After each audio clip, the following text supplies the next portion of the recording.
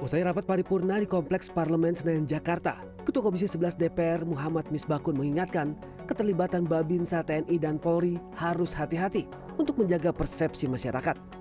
Misbakun mengatakan tugas dari Babinsa tersebut harus dirincikan dalam membantu mengawasi kewajiban pajak di daerah.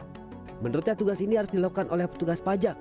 Misbakun mengaku sampai saat ini belum mengetahui adanya surat edaran yang mengatur pedoman pengawasan kepatuhan wajib pajak yang melibatkan Babinsa dan Babin Kamtibmas. Kita yakin bahwa kepercayaan masyarakat terhadap Babinsa TNI, Babinsa Polri, Babin Kamtibmas itu mempunyai kepercayaan yang sangat tinggi. Mereka selama ini bergerak di bidang keamanan dan ketertiban masyarakat, dan tugas-tugas yang sifatnya administrasi menyampaikan SPT itu adalah tugas tersendiri dari petugas pajak. Karena hal-hal yang seperti itu jangan sampai kemudian bercampur aduk. Sementara itu saat ditemui usai menghadiri wisuda magister ke-29 Universitas Krishna Dwipayana Rabu siang, analis politik Boni Hargens menilai pelibatan Babinsa dalam mendukung peningkatan penerimaan pajak masih memerlukan penjelasan dan argumentasi yang kuat agar dapat diterima oleh publik. Lebih lanjut, Boni menyatakan peningkatan penerimaan pajak tidak boleh hanya berfokus pada masyarakat, melainkan juga harus menyasar pelaku usaha dan korporasi besar yang diduga melakukan manipulasi laporan pajak.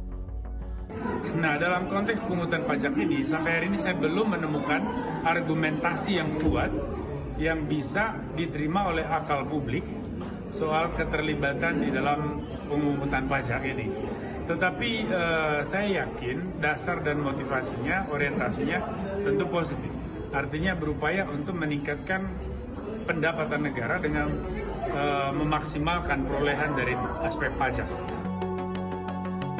Atas adanya polemik di tengah masyarakat, Direktur Jenderal Pajak Bimo Wijayanto memastikan surat edaran yang mengatur koordinasi dengan Babinsa dan Babin Kamtibmas tidak berarti petugas TNI maupun Polri akan dilibatkan dalam pemeriksaan atau pemungutan pajak. DJP menegaskan kerjasama tersebut hanya untuk mendukung penggalian dan pertukaran informasi. Menurut Bimo, dalam proses penggalian informasi, otoritas pajak bekerja sama dengan berbagai pemangku kepentingan termasuk Babinsa, Babin Kamtibmas, serta perangkat desa. Salah satunya memang Bintara Pembina Desa dan juga Bayangkara Pembina Keamanan dan Ketertiban Masyarakat. Jadi perangkat desa dan segala macam itu berkoordinasi dengan kita, bukan mereka kemudian dinarasikan merupakan pelaksana pemeriksaan maupun pemungutan pajak, sama sekali tidak.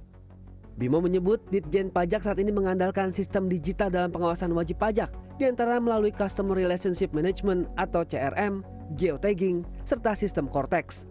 Aturan mengenai koordinasi tersebut menurutnya sudah berlaku sejak tahun 2020.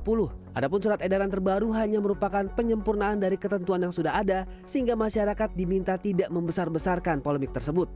Tim Liputan, CNN Indonesia.